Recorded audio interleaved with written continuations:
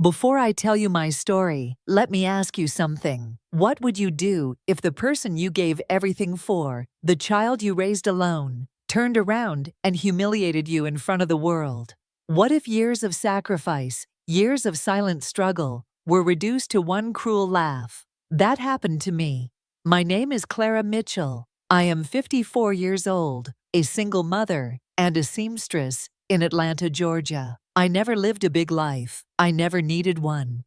I lived quietly in a modest home, just outside the city, my days filled with fabric scraps, humming sewing machines, and memories of the daughter I loved more than anything. Sophie. When Sophie was born, her father walked out within the first year. I raised her alone, with nothing but my hands, my determination, and a heart that refused to give up. Atlanta can be loud and fast, but my world was simple: a rented 2-bedroom house, a small sewing business, and the little girl who called me Mommy.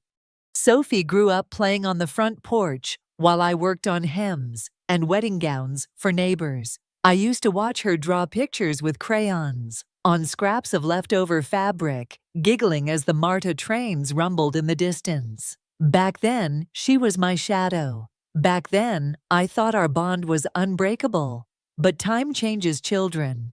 The crayons were replaced by iPhones, the porch afternoons by Instagram posts. Sophie drifted into a world of parties, selfies, and friends who looked down on me. I told myself it was normal, that every child pulls away. Still, each time she brushed past me without a word, a piece of me ached. Yet I kept loving her, kept sacrificing. For 15 years, I did something she never knew. I built a college fund for her, out of sewing wages, coupon savings, skipped dinners, even skipped doctor's visits. I saved. I knew she once dreamed of studying art in California, and I wanted her to have that chance, even if she never said thank you. By the time her 21st birthday came close, the fund was solid, ready. But money wasn't all I wanted to give her. I wanted to give her a reminder of where she came from, of who she was before the world swallowed her. So I worked night after night on a quilt, hand-stitched with care. Every panel carried a memory: the peach-colored dress she wore on her first day of school, the blue bicycle she begged for one summer, the yellow daffodils that grew by our porch each spring. It wasn't just a quilt, it was our story in fabric. As I folded it gently into wrapping paper, I imagined her face lighting up, her arms around me, maybe even tears in her eyes. I imagined wrong. Sophie's 21st birthday wasn't like the birthdays I used to throw for her back in our small Atlanta backyard. Back then, I strung up paper lanterns, baked a cake from scratch, and let neighborhood kids run wild until the streetlights came on. No, this time was different. This was glossy. This was loud. Sophie's friends had rented out a rooftop lounge in downtown Atlanta, with neon lights pulsing against the skyline, champagne bottles with sparklers, and a DJ spinning beats so heavy I could feel them in my chest before I even walked through the doors. I came in quietly, clutching my package like it might shatter if I let go. Brown craft paper, tied with a satin ribbon I'd saved from an old wedding gown job. I knew it wasn't wrapped like the others, which glittered in metallic paper, and designer ribbons stacked high on the gift table. Mine looked small, out of place. I told myself it didn't matter. It was what was inside that counted. Sophie looked radiant under the lights, in a fitted red dress and heels I knew I could never afford. She moved from group to group, laughing loudly, phone flashing as selfies piled up. Her boyfriend, Ethan, stood close, sharp suit, smug expression, one arm draped around her like she was a trophy. When Sophie finally spotted me, her smile faltered for just a second. "Mom, you made it," she said, her voice polite, almost distant, like I was a guest, not the woman who once worked through the night to buy her first pair of ballet shoes. I nodded, holding out the gift. "Happy birthday, sweetheart." She glanced at it, then pointed toward the gift table.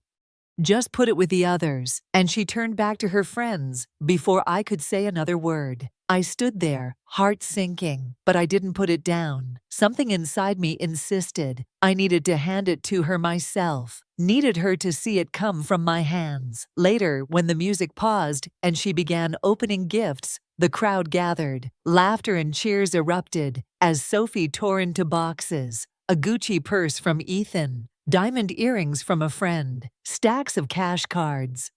Phones recorded every second. Then came mine. She paused at the plain wrapping. "Oh, this one's from my mom," she announced, almost with a smirk.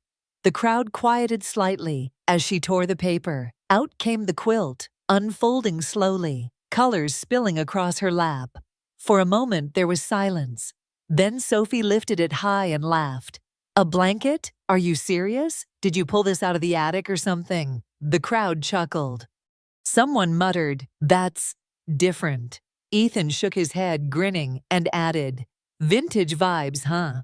Sophie scrunched her nose. "It's sweet, I guess, but a little cheap." She propped it against the table leg like a decoration and moved on to the next shiny box. My cheeks burned. My hands trembled. No one saw me standing there, holding back tears. No one cared. I left before the cake was cut. The drive home felt endless, though the streets of Atlanta were nearly empty at that hour.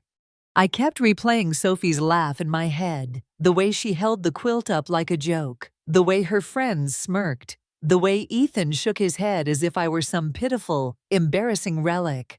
My hands gripped the steering wheel until my knuckles turned white. The city lights blurred through my tears. When I pulled into the driveway of my little house, the silence hit me like a wall. No music, no laughter, just the hum of the refrigerator and the ticking clock in the kitchen.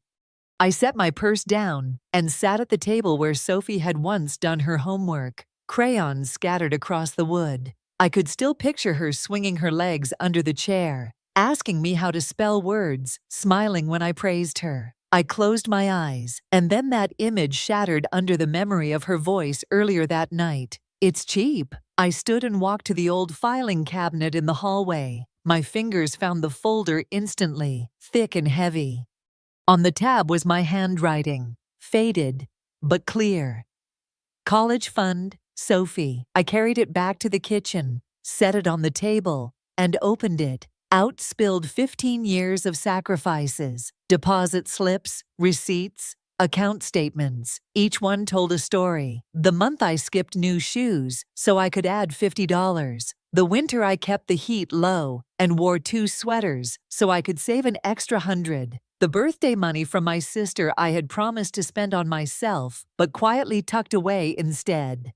I walked to the corner desk where my old desktop computer sat. The machine groaned to life as I pressed the button. I typed slowly, my fingers stiff, the same password I'd used since the day I opened the account. When the numbers appeared on the screen, I froze. All those years of hunger, of sleepless nights, of aching hands, it was sitting right there, waiting for her. My heart pounded. I hovered over the transfer button. To Sophie's account or to mine? My breath came shallow.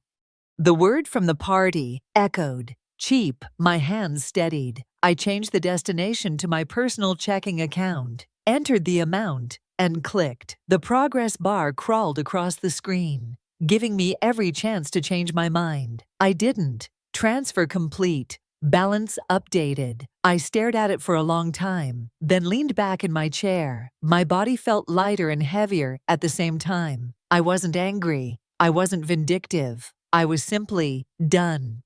For the first time in my life, I had chosen myself. I whispered into the silence, "This time, it's for me." And for the first time in years, the silence didn't feel like punishment. It felt like freedom. 2 days later, I was still adjusting to the strange quiet inside me. The money sat in my account now, untouched, like a secret I wasn't ready to say out loud. Each time I checked the balance, I felt a shiver, not guilt, but something closer to disbelief. I had actually done it. That afternoon, there was a knock at the door. When I opened it, Sophie stood on the porch, her hair neatly pulled back, holding a white bakery box. The logo on top was from an expensive patisserie downtown, the kind I used to pass by on Peachtree Street and admire from the outside, but never step inside. "Mommy," she said brightly, her voice almost too sweet. The word hit me in the chest. She hadn't called me mommy in years. She stepped forward, kissed my cheek, and walked inside, like she had when she was a little girl. I brought you some macarons. I know you love lemon. She set the box on the counter and smiled as if nothing had ever happened. I stayed by the doorway, watching her. She looked perfect. Polished nails, flawless makeup, a soft cashmere sweater. Everything about her seemed practiced.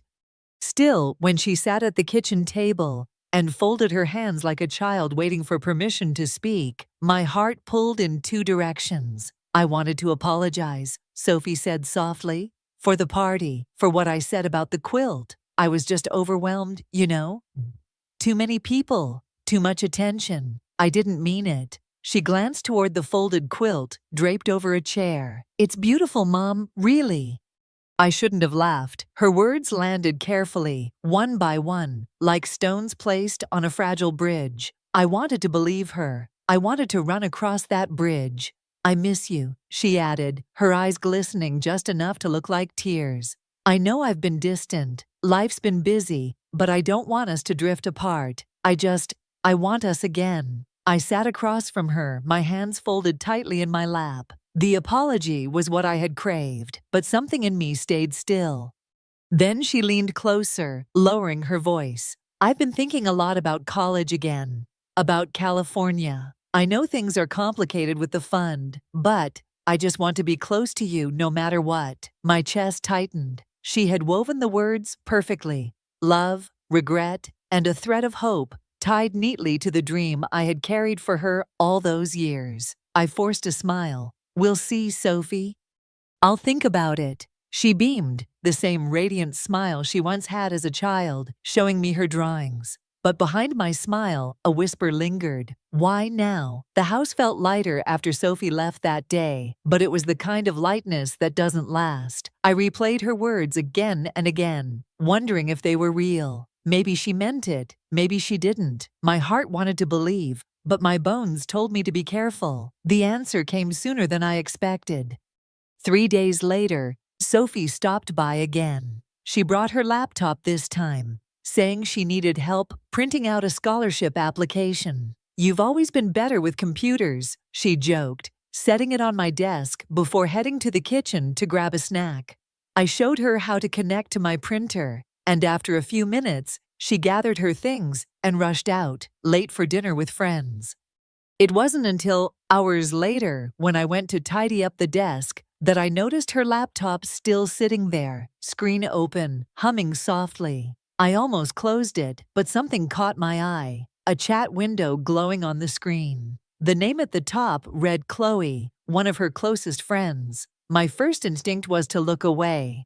Privacy, boundaries. But then I saw the words. They weren't gentle. They weren't remorseful. They were sharp enough to cut. Don't worry, Sophie had typed. She's falling for it.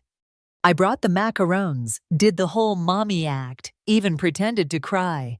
Classic emotional bait. She always melts when I bring up family stuff. My hand froze on the mouse. My stomach lurched. Another message blinked below. I'll get the fund back by summer. Just a couple more visits, some hugs, some nostalgia. She's predictable. I'll be in California by fall. My heart hammered so loudly, I thought the neighbors could hear it.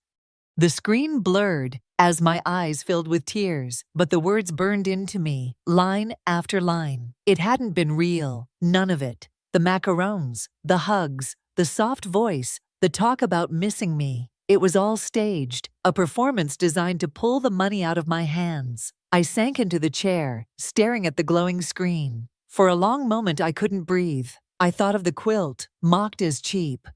I thought of the 15 years of sacrifices, every skipped meal, every long night bent over a sewing machine, all dismissed as nothing more than a resource to be mined. My lips trembled as I whispered into the quiet room. I raised a stranger. The betrayal wasn't loud. It didn't scream. It sat heavy in my chest, cold and deliberate. And I realized, with a clarity that hurt, that the daughter I loved more than life itself had turned my love into a weapon against me. And I wasn't going to melt anymore. That night, I couldn't bring myself to sleep. I sat in the living room, the glow of the streetlight seeping through the curtains. Sophie's words from the chat replayed in my head like a cruel song. She's predictable. Each syllable hammered the truth deeper. Her love wasn't real, just a performance to win back the fund. My eyes fell on the quilt, still draped across the chair, the same quilt she had mocked as cheap. I walked over, touched the fabric, and for the first time, I didn't see her ridicule. I saw the story inside it, the hours, the cuts on my fingers, the silent nights I spent stitching memories together. It wasn't worthless. It was everything. With a trembling hand, I fetched my old camera from the closet. I laid the quilt across the table, let the morning light spill over it, and snapped a photo. Then I sat at my computer and opened a forum I had joined years ago but never posted on. A small online community for women artisans and quilters. My fingers hesitated, but then I typed, "This quilt was called cheap by someone I love. But every stitch carries my life, my sacrifices, my memories. Maybe it isn't enough for some, but it is everything I have." I wanted to share it with people who might understand. I hit post and sat back, expecting nothing. Maybe a handful of polite comments. Maybe silence. But by morning, my inbox was flooded. Notifications lit up the screen. Hundreds of likes, shares, comments. Strangers from around the country wrote things like, "This made me cry. It's beautiful." Another said, "Whoever called this cheap doesn't know what love looks like." Someone else asked if I sold prints, if I made commissions. I blinked at the screen, overwhelmed. My quilt, the one Sophie had laughed at, was suddenly touching lives far beyond Atlanta. Then came a private message that stopped me cold. It was from a woman named Dana, a curator from a gallery in New York. "Hi Clara, your quilt stopped me in my tracks. It isn't just fabric, it's a story, and stories matter. We would be honored to feature it in an upcoming exhibit." I read the message 3 times, tears streaming down my face. New York, a gallery, my quilt hanging on a wall for people to see, not tossed against a table like a joke. I typed back with shaking hands, yes, I would be honored. That evening, when I boxed the quilt carefully to ship it out, my chest didn't feel heavy anymore. For the first time, it felt like the weight was lifting. The gift that had been rejected in Atlanta was about to rise in New York. The gallery in New York was nothing like the dim little rooms I had lived in for so long. Its walls gleamed white, the lights perfectly angled, the air filled with the soft murmur of voices studying each piece.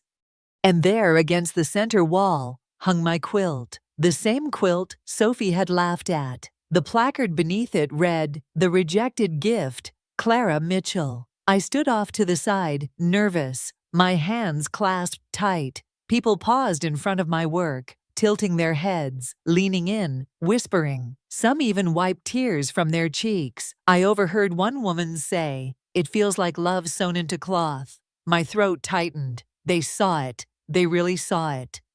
By the end of the evening, Dana, the curator, pulled me aside.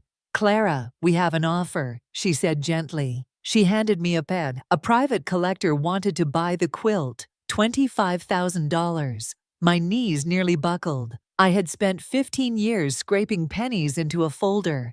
And now, one piece of fabric I had poured my heart into was worth more than all of it. I swallowed hard and whispered, "Yes." That night in the hotel, I didn't sleep. I stared at the city lights outside my window and felt something I hadn't felt in years. Power. Not the loud kind, not revenge, but a quiet strength that filled the hollow places Sophie had left behind. Word spread quickly. Articles appeared online about the Atlanta seamstress whose quilt told a story of sacrifice.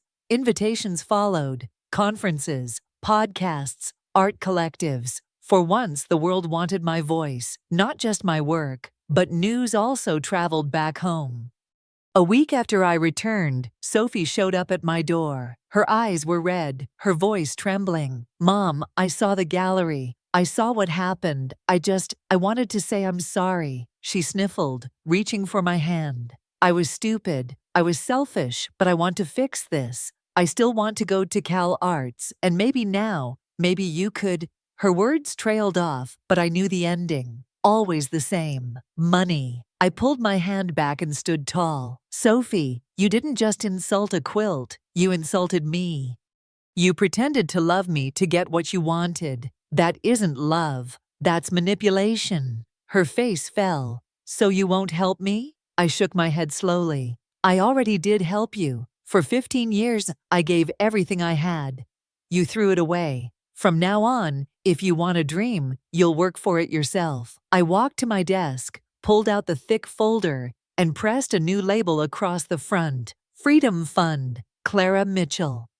For the first time, I said the words out loud, steady and strong. This is mine now. Sophie stared at me, silent, wounded pride flickering in her eyes. Then she turned and left. I didn't chase her. I didn't cry. I simply poured myself a cup of coffee. My hands didn't shake anymore. Months passed, and my life looked nothing like it had before. The woman who once sat hunched over an old sewing machine in a quiet Atlanta kitchen was gone. In her place stood someone freer, someone stronger.